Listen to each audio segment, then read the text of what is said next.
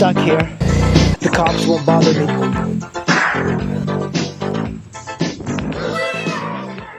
Hey guys, we are going to fix up this door. And the reason we're going to fix up this garage door is because when I open it, it opens like cockeyed or slanted. It's a little crooked. So I've never done this before. I'm not even sure if it's going to work, but I wanted to show you how it's done. The first thing you need to do is pull this lever. Let's talk about the tools that you're going to need for this job. It's quite simple. You're going to need a ladder like this. You're going to need these two bars because we are going to fit it up here to keep the tension off the spring. This one you're going to use initially, and then you're going to use this. This is just a piece of rebar, but make sure that it's thin enough that can fit in there. You're going to need maybe a 2x4. I'm just using this because it was just handy to have it. I had it right over here, but it's to keep the tension off the door, and you're going to use it with these three items. You're going to need this helps out, or you can use just a thin piece of metal. This is like a threaded rod, and it's about the same diameter of the bolts on each of the spools. You're going to need one of these wrench and sockets, or whatever it's called, and the socket size is a 3/8. So this is the socket that you're going to be needing, a 3/8 socket for the bolt. Let's get started on fixing this garage door. So this is the spring that has the tension of the door, and you're going to use your two small metal pieces. You're going to put one here, and this one is going to be right here, but this one actually keeps the tension off of the spring. And what you do, you push this up, and then you slide your big piece in there, and that should alleviate a lot of the tension on the spring. Or a piece of wood. I'm going to put it behind the door here.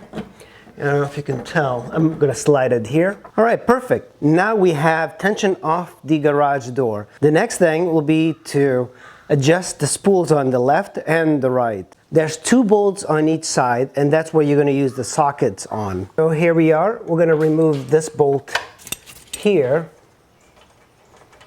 and you can use your wrench. I've already loosened it up, and then the rod, I'm going to thread it in here.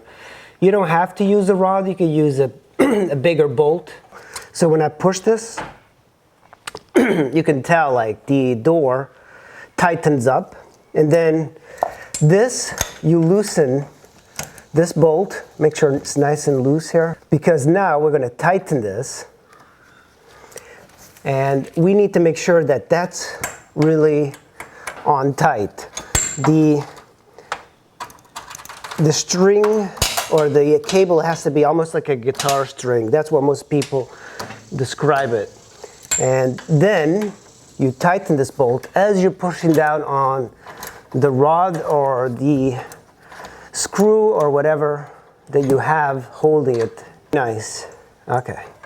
So next step is to put this bolt back. Well guys, that's the left side. Now let's hit the right side spool, tighten it up. You can see that this cable is very, very loose. And you know, this is the problem. This bolt was much too loose. Make sure it goes on nice and tight, because I think that's what happened on this side. It became a little bit loose. And I think that was pretty much it. That cable is nice and tight now. So both of these two spools now are pretty tight, evenly tight. And what we're going to do is remove the bar. All you do is push out the cable, drop it down, and it is set. Let's push the button for the lift master, and it's going up. Let's see. It's even. It looks pretty even. Thanks for watching this video. I hope this helped you fix your own garage door.